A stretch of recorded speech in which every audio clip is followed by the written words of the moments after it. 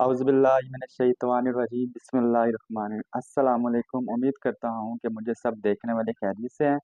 तो आज फिर हाजिर हूँ आपके पास एक नई वीडियो और एक नई रेसिपी। और आज अल्हम्दुलिल्लाह चावलों के साथ बनाई जाने वाली कढ़ी की रेसिपी आपके साथ शेयर करने जा रहा हूँ। बहुत ही आसान रेसिपी होती है, तो ये गर्मियों के लिए बहुत मशहूर रेसिपी है, तो आपने घर में ज़रूर ट्राई करनी है। तो चलिए करते हैं स्टार्ट आज की ये रेसिपी। अच्छा जी, तो चीज़ें मैं आपको दिखा दूँ कि इस तरह के हमें 2 बाउल बेसन के चाहिए। तो अगर बेसन नहीं है तो आप चने की दाल को अच्छी तरह से इसका पाउडर बना के, तो वो भी बेसन बन जाता है। तो उसके बाद मैं आपको दिखा दूँ कि हमें 200 ग्राम दही चाहिए। तो अगर आपका दही मीठा है तो उसमें आप टमाटर ऐड कर सकते हैं इसमें है। तो अगर आपका दही खट्टा है तो इसको आप स्किप कर सकते हैं। तो इसमें शामिल करेंगे 1 अदद प्याज। तो तरीकाकार स्टेप बाय स्टेप आपने देख लेना है, वीडियो को स्किप नहीं करना। तो ये रहा हमारे पकोड़ों का सामान। तो पकोड़े जो हम बनाएंगे इसको हम थोड़ा सा ज़्यादा ही बनाएंगे, क्योंकि अक्सर घरों में बच्चे ये एक्स्ट्रा बनवा के खा लेते हैं। और जो कढ़ी है ना, आप ये चाटी की लस्सी की भी बना सकते हैं आप। तो मैं आज आपको ये दही की कढ़ी बनानी सिखाने जा रहा हूँ। तो आपने वीडियो को स्किप नहीं करना। तो चलिए स्टार्ट करते हैं इसको। पहले तो हमने जो 1 अदद प्याज है इसको छील लिया। अब इसको हमने बारीक बारीक कटिंग कर लेनी है। अच्छा जी, तो प्याज आप देख सकते हैं हमने बारीक सी इसकी कटिंग कर ली है। उसके बाद अब करेंगे हम इसको ग्राइंड। तो 200 ग्राम हमने दही ग्राइंड करना है। तो अक्सर जो हमारी माएँ बहनें घरों में बनाने के साथ इसको मिक्स कर लेती हैं। तो हम इसको ग्राइंड कर लेंगे, एक तो टाइम बचेगा, ऊपर से मेहनत इस पे ज़्यादा नहीं लगेगी। तो दही ग्राइंड कर लेते हैं अब। अच्छा जी, तो जग हमारे पास आ गया। अब इसमें शामिल करेंगे 200 ग्राम दही। तो इसको हमने ग्राइंड कर लेना है, तकरीबन 1 लीटर पानी शामिल करके इसको ग्राइंड कर लेना है हमने। अच्छा जी, दही को हमने ग्राइंड कर लिया, इसको भी साइड पे कर देते हैं। अच्छा जी, तो पतीली हमारे पास आ गई है। अब इसमें शामिल करेंगे हम थोड़ा सा घी। ज़्यादा इसको शामिल करेंगे तो मैं इसमें तकरीबन 50 ग्राम से ज़्यादा शामिल कर रहा हूँ घी।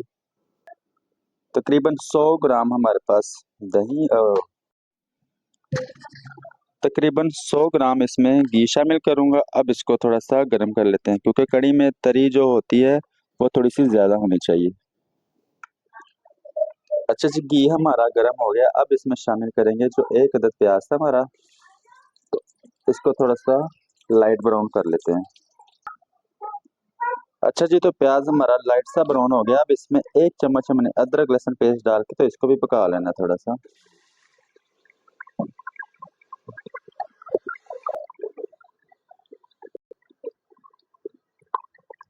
अच्छा जी, अदरक लहसुन पकने के बाद अब इसमें शामिल कर देंगे जो मैंने आपको टमाटर दिखाए थे।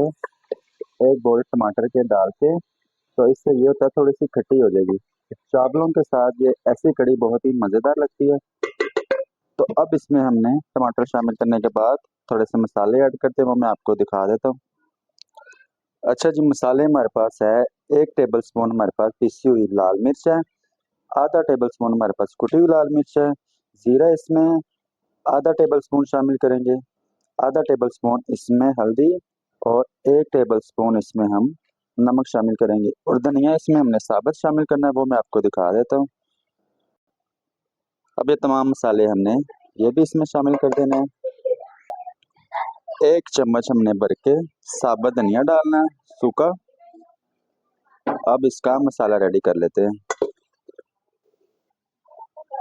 अच्छा, जब तक हमारा मसाला रेडी हो रहा है, तो जो बेसन हमने 1 बाउल रखा था अपने पास, वो इस लस्सी में डाल के अब इसको ग्राइंड कर लेते हैं। तो पहले अगर कर लेते तो बेसन थोड़ा फूल जाता। तो अब इसको एनी टाइम आपने करना है। अब इसको हम ग्राइंड कर लेते हैं। इससे ये होता है कि जो एंड पे फुटकली बन जाती हैं वो नहीं बने। अच्छा जी, लस्सी में बेसन हमने शामिल करके उसको अच्छी तरह से ग्राइंड कर लिया है। अब इसको इसमें शामिल कर देना जो मसाला हमने रेडी किया है। तो तकरीबन 1 लीटर हमने बेसन के अंदर शामिल करके इसको ग्राइंड कर लिया था, और 1 लीटर अब इसमें शामिल करेंगे। तो चावलों के लिए कड़ी थोड़ी सी पतली होनी चाहिए। तो मैं इसमें 1 लीटर पानी और शामिल करूंगा।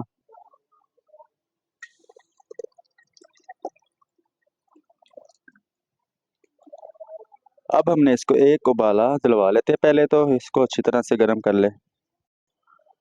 कड़ी हमारी आप देख सकते हैं इसको बॉयल आने वाला है, तो आप देख सकते हैं इस तरह फूलना स्टार्ट हो गया बेसन और लस्सी। तो इसको थोड़ा सा और पका लेते हैं। मैं आपको दिखाता हूँ अगला स्टेप हमने क्या करना है। 5 से 7 मिनट इसको पकाने के बाद अब हमने इसके नीचे आग स्लो कर देनी है। तो 20 मिनट 15 मिनट के बाद आपने इसको चेक करते रहना है ताकि ये नीचे ना लग जाए। तकरीबन 1 घंटे से सवा घंटा हमने इसको पकाना है हल्की आंच पे। अच्छा, तकरीबन 1 घंटा सवा घंटा पकाने के बाद कुछ इस तरह की कंडीशन हो गई है। तो ज़्यादा इसको गाढ़ा नहीं हमने करना, थोड़ा सा पतला रखेंगे। जब इसमें हमने पकोड़े शामिल करने हैं तो ये और गाढ़ी हो जाएगी। तो इसी कंडीशन में अब आग स्लो कर देते हैं। तो आग तो पहले ही स्लो थी, थोड़ी सी और स्लो करके अब पकोड़े रेडी कर लेते हैं। अच्छा जी, तो पकोड़े बनाने के लिए हमारे पास 1 अदद आलू है। आप देख सकते हैं कि 2 इसमें प्याज शामिल करने हैं हमने। 3 अदद इसमें शामिल करेंगे सब्ज मिर्चें। बकाया बेसन वगैरह हम बाद में साथ ही इसके ऐड करेंगे। तो मेन चीज़ें ये काट लेते हैं अब। अच्छा, ये तीनों सब्जियों को हमने अल्हम्दुलिल्लाह काट लिया। इसको हमने पानी के साथ अच्छी तरह धो के और स्टेन कर लिया है। अब हमें इस तरह का एक बोल चाहिए। अब इसको हमने इसमें शामिल कर लेते हैं। अच्छा जी, अब हमने इसमें बेसन शामिल करना है। तो बेसन इसमें तकरीबन मैं पहले करूँगा थोड़ा सा ऐड करूँगा, तकरीबन आधा कप इसमें बेसन शामिल करके उसके बाद बकाया चीज़ें ऐड कर लेंगे। क्योंकि जो सब्जियां इसमें शामिल की हैं नमक लगने के बाद ये पानी छोड़ देती हैं। तो मैं सिर्फ अभी 3 चम्मच इसमें शामिल करके अब नमक मिर्च ऐड कर लेते हैं, वो मैं दिखा देता हूँ आपको। अब इसमें तकरीबन 1 चम्मच सूखी मेथी ऐड करेंगे खुशबू के लिए।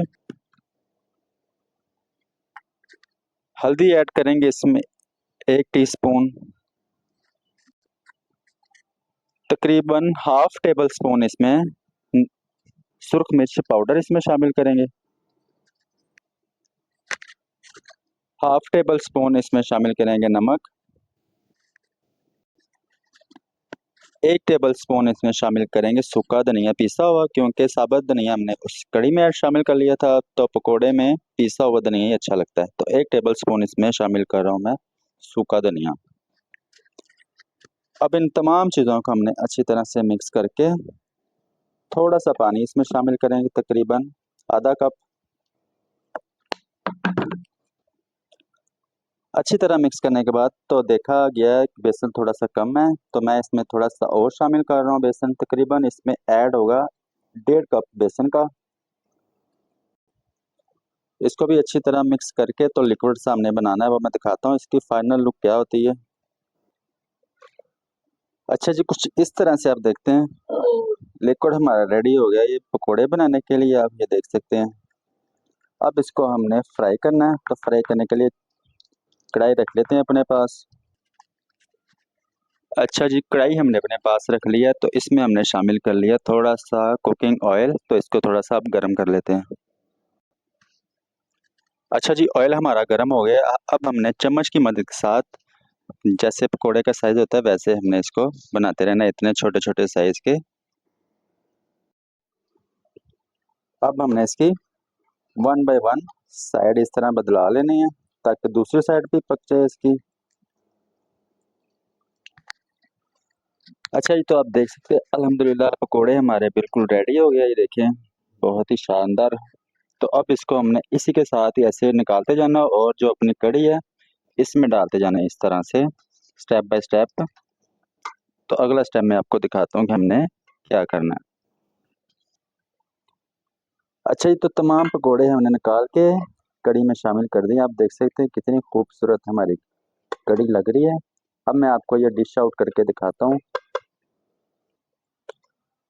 अच्छा जी, कुछ इस तरह से हमारी जो कड़ी रेडी की इसकी फाइनल लुक ये है। अब इस पे हमने थोड़ा सा गरम मसाला पाउडर इस तरह से छिड़का कर और तरी आप जो है ना वो अलग से भी बना सकते हैं। और जब आप मसाला रेडी करने लगे कड़ी का तब भी इसमें से तरी निकाल सकते हैं। तो ये हमने अलग से थोड़ी सी तरी रेडी की है, खूबसूरती के लिए होती है। तो ये कड़ी में बहुत ही खूबसूरत लगती है, ऐसी तरी होनी चाहिए। ये देखें, तो इसे आप ज़रूर घर में ट्राई करें, दा चावलों के साथ ज़रूर ट्राई करें। बहुत ही मज़ेदार ये रेसिपी है गर्मियों के लिहाज से। तो इसी के साथ हमारी वीडियो होती है मुकम्मल।